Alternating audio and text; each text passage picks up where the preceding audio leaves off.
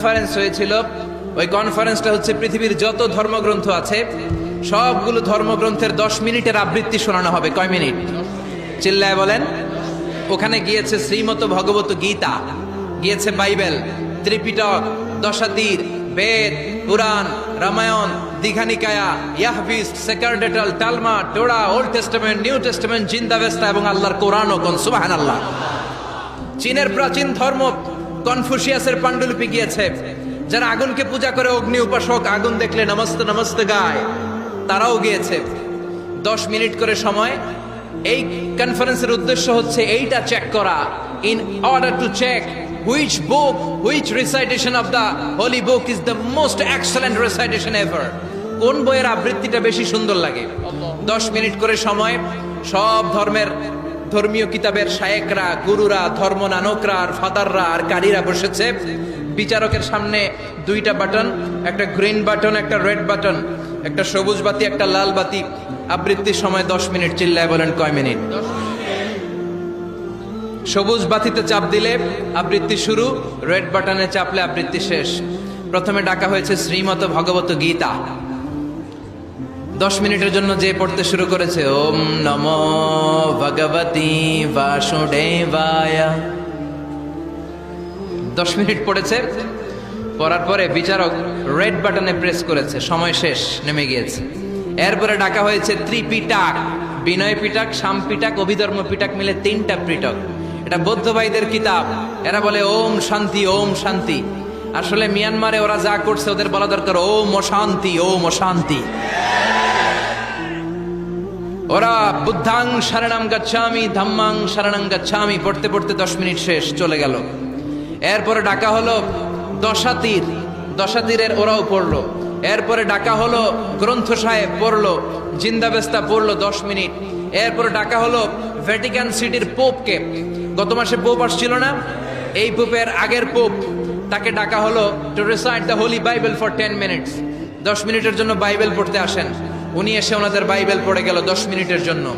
ওনার বাড়ি হচ্ছে ভ্যাটিকান সিটিতে, ইটালির রোমের মাঝখানে স্বায়ত্তশাসিত একটা আলাদা দেশ আছে।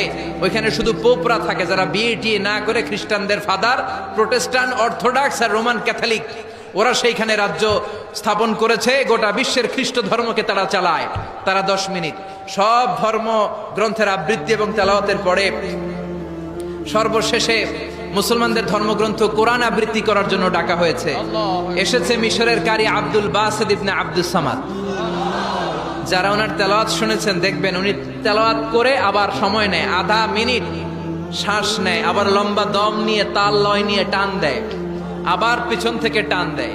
তাকে ডাকা হলো now the representative of Muslim community Abdul Basit ibn Abdus Samad will now recite the holy book Quran for 10 minutes. মিশর থেকে আসা মুসলিম জাতির প্রতিনিধি তাদের ধর্মগ্রন্থ কোরআন নিয়ে এবার 10 মিনিট তেলাওয়াত করবে। কয় মিনিট? উনি দাড়ি রাখেন না, ক্লিন শেভ, পাতলা একটা চাদর আর জুব্বা পরে চলে এসেছে মাইকের সামনে।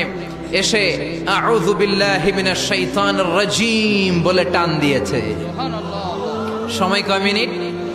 উনি সূরা ফাতিহা পড়তে সময় নিয়ে নিছে 13 মিনিট। শ্রীমত ভগবত গীতাওয়ালারা হাততালি দেয়, সময় শেষ, কোরআন গেছে। কিন্তু কি আজীব তামাশা, বিচারক তো লাল বাতি চাপে না। বিচারককে লাল বাতি চাপার বিষয়টা ভুলিয়ে দিয়েছে কে? কেউ যেটা পারে না সেটা পারে কে? আব্দুল বাসিত কয় এই তো সুযোগ পাইছি আমি। বিচারক যেহেতু লাল বাতি চাপে না, আমি আরেকটা সূরা ধরি। উনি কোরআনের সবচেয়ে সুন্দর সূরা আর রহমান তেলাওয়াত শুরু করলেন। উনি উনার গলায় আল্লাহ যত সুর দিয়েছিলেন সব সুর, দরদ, আদর ঢেলে দিয়ে সুরের ঝংকার তুলে পুরো কনফারেন্সকে মাতিয়ে দিলেন। 15 মিনিট হয়ে যায়, বিচারক লাল বাতি চাপে না। 20 মিনিট, 25 মিনিট, 30 মিনিট হয়ে যায়, লাল বাতি চাপে না। এদিকে অর্গানাইজিং কমিটির প্রধান চেয়ার থেকে উঠে এসে বিচারকের গায়ে ধাক্কা দিয়ে বলে, এই man, what's the hell are you doing here? What's wrong with you? Why aren't you pressing the red button? লাল বাতি চাপোস না কেন? ওরে ধাক্কা দেওয়ার পরে বিচারক ভূত দেখার মতো চমকে উঠছে। কি? হ্যাঁ, লাল বাতি।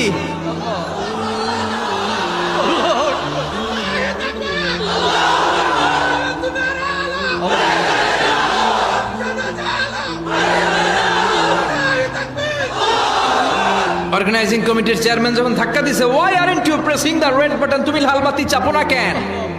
ভিমড়ি খেয়ে উঠছে লাভ দিয়ে, কি হ্যাঁ লাল বাতি নীল বাতি, কোন বাতি কোন বাতি? হুশ নাই, ওর হুশ নিয়ে গেছে কে? আবার যখন আব্দুল বাসেদের তেলাওয়াতের দিকে তাকায় আবার বেহুশ। না পেরে বিচারক দাঁড়িয়ে বলে, ও Abdul Basit ibn Abdul Samad, come from Egypt, there is no time limits for you, recite as much as you wish. O Abdul Based, আজকের এই প্রতিযোগিতায় তোর জন্য তেলাওয়াতের কোনো সময় নাই, তোর যত মনে চায় তুই পড়ে যা।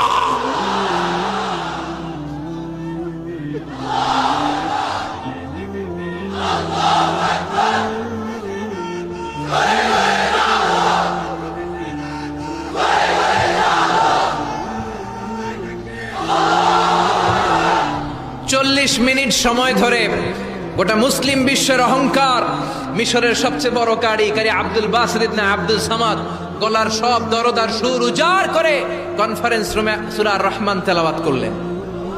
কনফারেন্স শেষ হলো, ওই বিচারকের বিরুদ্ধে মামলা হলো তিনটা। কয়টা? যেহেতু আন্তর্জাতিক কম্পিটিশন, আন্তর্জাতিক আদালতে মামলা, সুইজারল্যান্ডের দি হেগে মামলা। হ্যান্ডকাফ পরিয়ে বিচারককে নেওয়া হয়েছে। মাননীয় আদালত বলে, why made you partiality between the books? You have given to Bible 10 minutes. You have given to Srimata Bhagavata Gita 10 minutes. You have given to Tripitaka 10 minutes. Why have you given extra 30 minutes for Quran? সব ধর্মগ্রন্থরে 10 minute দেওয়ার কথা, বাইবেলরে দিলি 10, শ্রীমত ভগবত গীতারে দিলি 10, ত্রিপিটকরে 10, কোরআনরে অতিরিক্ত 30 minute, মানে আগের 10 আর 30 minute 40 minute দিলি কেন? বিচারক বলে, অনারেবল জাজ, I have a humble question to you. মাননীয় আদালত, আমার একটা বিনয়ের প্রশ্ন আছে। আদালত তো টাসকি খেয়ে গেছে, কিরে আমার এবার প্রশ্ন করে কেন? বিচারক বলে, আমার প্রশ্ন হচ্ছে, বিচারক তো আমি নিজে হই নাই, জাজ তো আমারে আপনারাই বানাইছেন। আমি তো ওদেরকে 10 মিনিট দিছি, ঠিক কিনা? আমি তো বাইবেলের 10 মিনিট দিয়েছি। এর কারণ, যখন বাইবেল পড়তে এসেছে আমার হুশ আছে, আমার সময়ের জ্ঞান আছে, আমি সময়ের টাইম ধরে বসে আছি, আমার হিতাহিত জ্ঞান আছে, আমার নার্ভাস সিস্টেম ওকে। 10 মিনিট শেষ, আমি রেড বাটনে চেপেছি, উনি নেমে গিয়েছে, বাইবেলকে ডেকেছি, বাইবেল শেষ, শ্রীমত ভগবত গীতাকে ডেকেছি, গীতা শেষ, ত্রিপিটককে ডেকেছি। কিন্তু এই মিশরের কারি আব্দুল বাসেদ জুব্বা একটা পরে কোরআনটা হাতে নিয়ে মাইকের সামনে এসে কি যে বলে একটা টান দিল, ওই টান দেওয়ার সাথে সাথে আর আমার হুঁশ নাই। আমি কি সাগরের উপর, নাকি মহাশূন্যে, নাকি জমিনের অতল গহ্বরে? আমি কোথায় বসে আছি, আমি কোথায় দাঁড়িয়ে আছি, আমি নিজেই জানি না। আমার সময়ের কোনো জ্ঞান নাই, আমার হিতাহিত বুদ্ধি নাই, আমার নার্ভাস সিস্টেম ফল ডাউন করেছে, আমার শরীরে ভাইব্রেশন শুরু হয়েছে, কাঁপুনি শুরু হয়েছে। মাননীয় আদালত, যখন একটা মানুষের হিতাহিত জ্ঞান থাকে না, যখন একটা মানুষের সময়ে কোনো বিবেক বুদ্ধি থাকে না, যখন কারো নার্ভাস সিস্টেম ফল ডাউন করে, কি এক মন্ত্র সে পড়তে শুরু করলো, আমার হুঁশ সে কেড়ে নিল, আমি কিছুই বুঝতে পারছি না। যখন আমি আমার সাথে নাই, যখন আমার হুঁশ নাই, যখন আমার নার্ভাস সিস্টেম ফল ডাউন করেছে, এরকম একটা পরিস্থিতিতে যখন আমি medically unfit, how can I press the red button? You answer me. কেমন করে আমি লাল বাতি চাপবো তুমি বলো?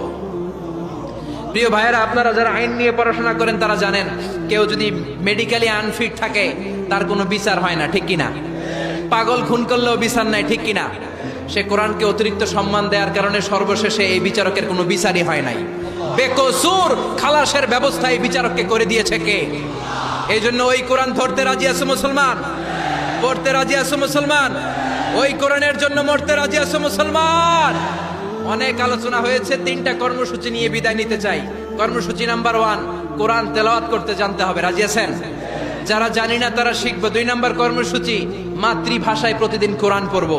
কোরআনের বঙ্গানুবাদ পাওয়া যায় মোবাইলে, অ্যান্ড্রয়েড সেটে কোরআনের ট্রান্সলেশন পাওয়া যায়, বঙ্গানুবাদ। প্রতিদিন একটা আয়াত হলেও আমরা কোরআনের অর্থ পড়বো। 3 নাম্বার, বাঁচি আর মরি কোরআনের পক্ষে থাকবো। চিল্লা এখন ঠিক কিনা?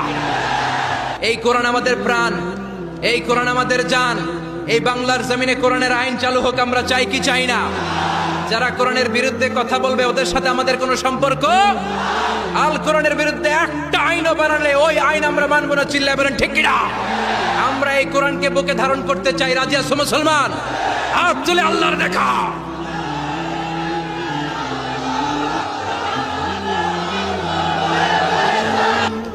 আল্লাহ আমাদের সবাইকে কথাগুলো বুঝার ও আমল করার তৌফিক দান করুক, আমরা বলি আমিন। ওয়া আখিরু দাওয়ানা আলহামদুলিল্লাহি রাব্বিল আলামিন।